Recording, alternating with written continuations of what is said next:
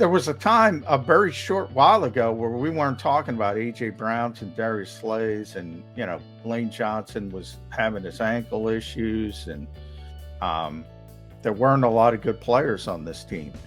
Um, Now there are a lot of good players, and that's a good thing, Xander. That's a very good thing. The other thing to throw into that is not just are there good players, but the age of the team. I remember, like, after we won the Super Bowl, it was like this really big talking point, how the average age of the Eagles was like over 30 or whatever.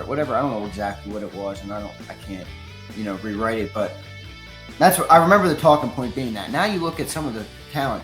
You mentioned Dallas Goddard, Jordan Mailata, AJ Brown, Devontae Smith. I mean, they have a Jalen Hurts, 24, whatever he is.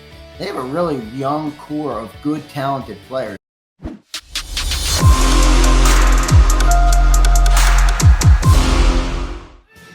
Yeah, welcome back to a Monday technical problem edition. Here we go. I'm up with Zander Krause. I've had Jody McDonald, Tone DeShields, Ed Kratz. Thank him for stepping by. So a lot of storms in the Delaware Valley, creating havoc with internet around. So we're doing our best to get you through Monday here on Birds 365. Thanks for Zander for hopping back in. Um, Devon Allen, you and I were talking a little bit off air. That's going to create some buzz. That's going to create some excitement. Devon Allen, the third fastest time in history, Zander Krause. That's pretty good, Johnny Mac. Yeah. The New York City Grand Prix, USA Track Federation, 110-meter hurdles. Devon Allen, already a two-time Olympian, runs a 12.84. Again, third fastest time in history. The record, by the way, for those who want to know, is 12.80. So he was that close, and that was set by Aries Merritt in 2012 in Brussels, Belgium, for you track fans, or if Ruben Frank is listening. 12.84, Devon Allen. He hasn't played football in 6 years. For those who don't know Devon's history, he did play football at Oregon, and he wasn't, he was a good player, and he was a good receiver, and he decided, look, I have a chance to be an Olympian. You really have to concentrate on that if you want to accomplish that goal. And he had to make a difficult decision, and he chose track and field.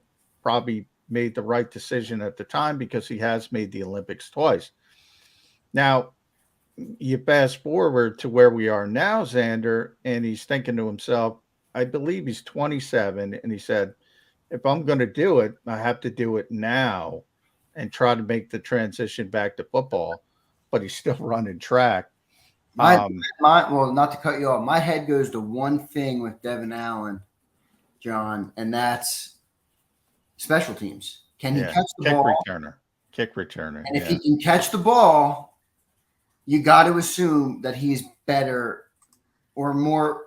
There's more potential for playmaking or explosive plays to happen with him back there than what we had last year. Well, I will say this, because we asked Michael Clay. He spoke. It wasn't last week or the week before. Kind of all runs together, but we did mention Devon Allen, and Michael Clay was like, Devon Allen, and he said, and he went into the hasn't played in 6 years. And remember, Michael went to Oregon. Michael's an Oregon guy. He played football there, so he's very well aware of Devon Allen, what he can do, his potential. But you could tell by the way he was talking, and this is where I want to temper Eagles fans a little bit in the fact that, I think the plan is here. Get him into camp. Remember, he didn't get any offseason work because he tested positive for COVID. So he wasn't even at OTAs.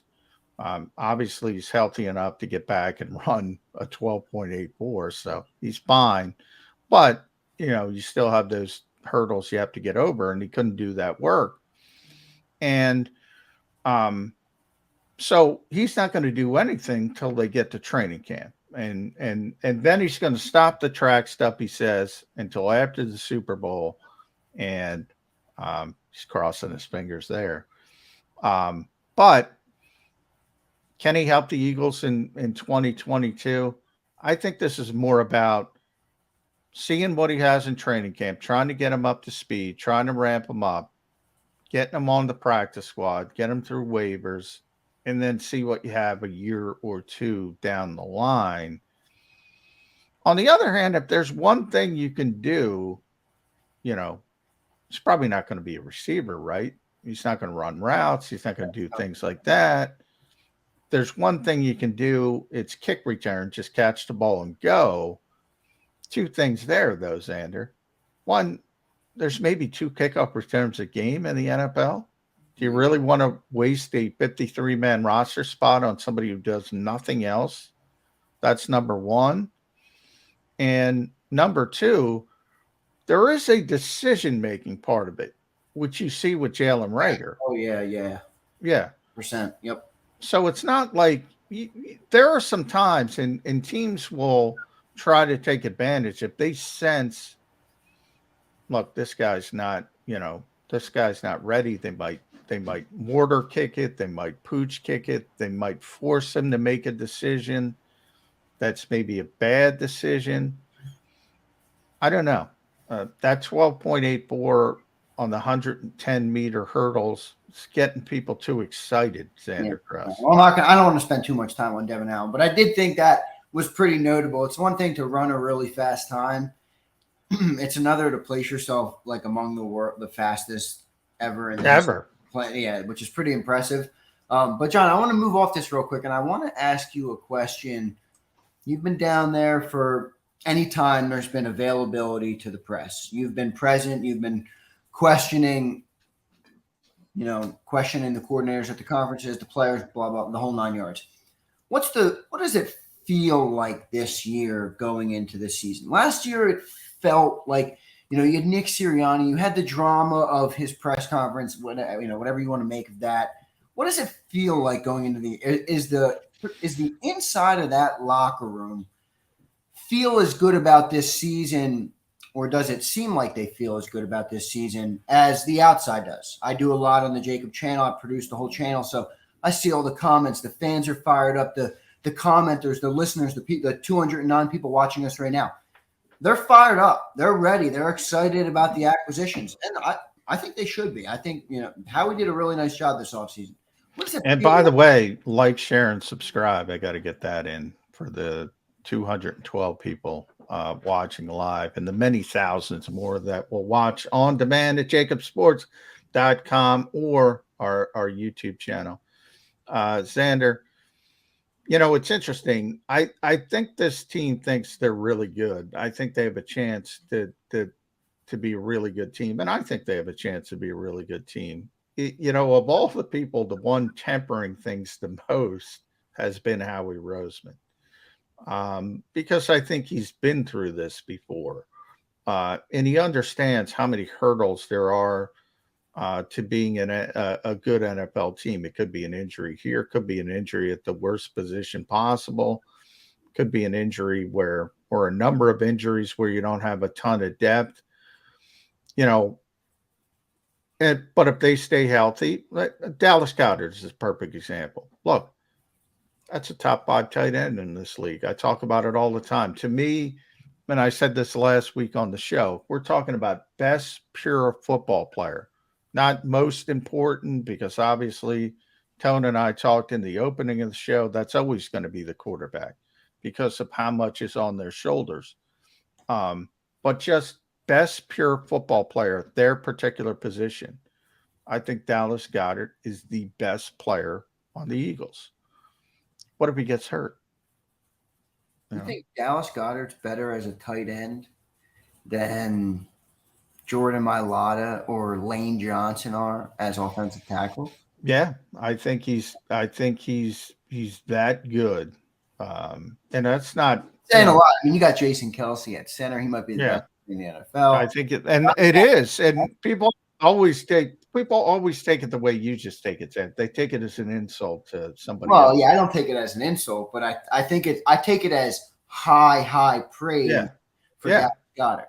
because I think he's that good. I think he's that good and that unique. In fact, there's only one other tight end who can do everything he does, and that's George Kittle. Because most of the guys, Travis Kelce, you know, everybody loves Travis Kelce, and they should. He's one of the best receiving tight ends who has ever lived. You don't want him blocking people. Dallas can do everything. Yeah. And George Kittle can do everything. And I just think he's really, really good. That's not a slight at Lane Johnson, not a slight at Jason Kelce, not a slight at Jordan Mailata. As I look at it, Lane is getting a little bit older. Jason's getting a little bit older.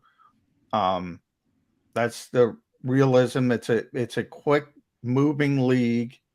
Um, you know, are you ascending? I would tell you would be Darius Slay at corner, and Slay would be the obvious. Slay will tell you he's the best. I'm sure he will. And I love that about Slay because I think that's crucial to being successful as a cornerback in the NFL. He's got tremendous confidence, and it is crucial, and he's a great player. But just be where, like Slay, we talked about Devon Allen. Slay wants to race Devon Allen. All right, dude, you're going to lose. I mean, I always laugh at Tyreek Hill wants to still race Usain Bolt. You're insane. Shut up. These are track stars. They're on a different level. But you need to have that confidence. And yeah, I mean, Slay's in the conversation. They have good. AJ Brown's in the conversation for being the best Eagles player. I think fair. I mean, I think that's fair. Yeah, they're all, and that's the point. There was a time a very short while ago where we weren't talking about AJ Browns and Darius Slays, and Lane Johnson was having his ankle issues, and there weren't a lot of good players on this team. Now there are a lot of good players, and that's a good thing, Zander. That's a very good thing. The other thing to throw into that is not just are there good players, but the age of the team. I remember, like, after we won the Super Bowl, it was like this really big talking point, how the average age of the Eagles was like over 30 or whatever. I don't know exactly what it was, and I can't, rewrite it, but that's what I remember the talking point being. That now you look at some of the talent. You mentioned Dallas Goddard, Jordan Mailata, AJ Brown, Devontae Smith. I mean, they have a really Jalen Hurts, 24 or whatever he is. They have a really young core of good, talented players. If they progress like half of what people are hoping for, I think there's good things. Well, yeah, and that's where the pressure comes on Jalen Hurts. I mean, let's be honest, because we are talking about last season, how I started the show with Tone, and the fact that all of a sudden the Eagles haven't had a 1,000-yard receiver in forever. Now people are talking about they've one of the best receiving groups in the NFL. The offensive line, it's been that way for a while. So there are certain positions where they have been defensive line as well. They're generally very strong at linebacker, one of the best linebacking groups they've had in years. Maybe not to the level of the receivers, at least on paper, but still much better than it has been. Cornerbacks, all of a sudden you have Slay and Bradbury. You got to go back to at least Sheldon Brown and Lito Shepherd, at least from a reputation standpoint. It's been a while. So that's the point where Howie's done a very good job. But I do find it interesting that Howie's the one who, and he's done this a couple of times, and he's done it on certain shows. He did it with the Sports Take guys here on JAKIB Sports. And he's done it behind the scenes, to be honest. And he's, trying to put a dampener, I think, because some people are just taking this and saying, all right, this is a really, really good team. Right. You still have the Rams. You still have the Packers and Aaron Rodgers. You still have the Bucks and Tom Brady. And people look at it and say, well, the Packers lost Devontae Adams. Well, the Bucks lost some offensive linemen. Ali Marpet retired. They still got the Scapa left. Max. All right. And Jody said this to his credit before the playoff game. When there were a lot of Eagles fans saying, we want Tampa Bay. We want Tampa. He said, no, you don't. You don't want Tampa Bay. And it's not just Tom Brady, but that's a big part of it, Zander. That is a big, big part of it. Aaron Rodgers, Matthew Stafford, Tom Brady. Yeah, I mean that's as big of a part of it as the mall, like you just said.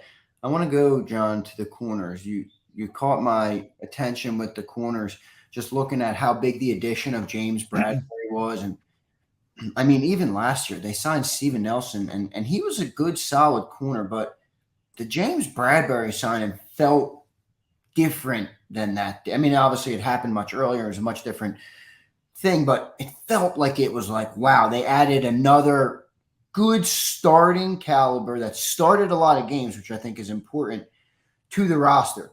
That whole conversation we had with Tay Gowan, I don't even know that. I can't even remember. Yeah, Tay Gowan, Gary Vincent, Mac McCain. Where are we standing with them? Are they slotting in for cornerback 3? I know Avonte Maddox is your obvious corner, but yeah, I mean Devontae's the nickel corner, and then it was interesting because the way Nick Sirianni and how we talked about it in the offseason, it seemed like Tay Gowan and Kerry Vincent would be in the mix to be those backup corners at least.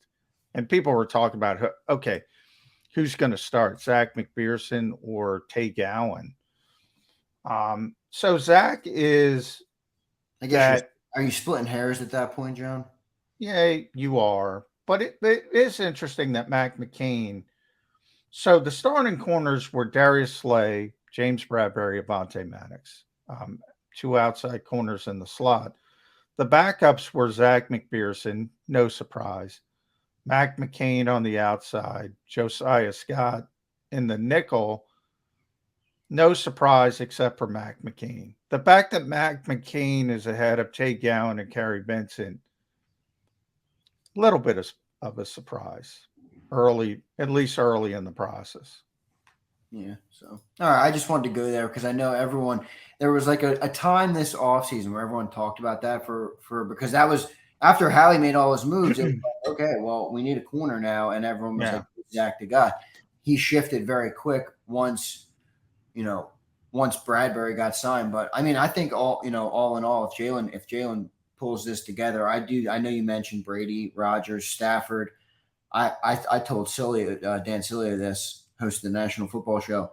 I like the Vikings as a sleeper team this year. They have Kirk Cousins. That guy throws for a lot of yards. They got great. Yes, he does. They just took the guy who was calling the offense with McVay to be their head coach. You get rid of, the older style coach that they had up there and the Mike Zimmer, and you bring in some of the new blood. I don't know. Maybe it's a Matt Stafford type turnaround for the Vikings. I hope not, obviously, but I could see that being out there. They do have a pretty talented roster. I know their front office botched the draft, but I think the Eagles are right up there. I mean, I think they I think you can considerably call them a contender in the NFC this year, much more so than you could have last year, despite being the 7th seed and making the playoffs. You knew that they weren't one of those teams. Well, I would say, and this is what the Eagles do well. And I get what you're saying about the Vikings with Kevin O'Connell and Sean McVay, and they might be better, but people get excited about the Vikings because they have a 4,000-yard passer. They have Dalvin Cook. They have Justin Jefferson. They have Adam Thielen. They have Irv Smith coming back from injury. They have great, great skill position players. Can't block anybody. Haven't been able to block anybody in a decade. Literally, when I say that, just been a terrible bottom 5 offensive line year after year after year after year. The Eagles build it the right way. It's not sexy, I don't know if that's sorry to cut you. I don't know if that's Stoutland or that's Howie or it's Lori or whoever the heck it is. Andy Reid. Andy Reid started it. Even after Andy, I mean, this team, yeah, he did start it. This team has always had a really good offensive line. Well, that's the thing. That's the thing. Andy started the DNA, and they understood Andy was right, and they kept it going after he went on. But the 33rd team we were talking about, they did their tier 1 offensive lines. No coincidence, Eagles are in the tier 1. Yeah. Another team in the tier 1, Kansas City. No coincidence. No coincidence. That's where it all started. The Eagles were smart enough to continue it. It's never sexy. And Howie said it again. You can go back to when he drafted Cam Jurgens and everybody, why don't you draft a corner? Why don't you draft Nakobe Dean? He said it again. People don't listen. We're always going to default to offensive, defensive line. Always, always, always. When it's even, always going to default to offensive or defensive line. I thought that and they're right. Yeah. I thought that was a really cool comment.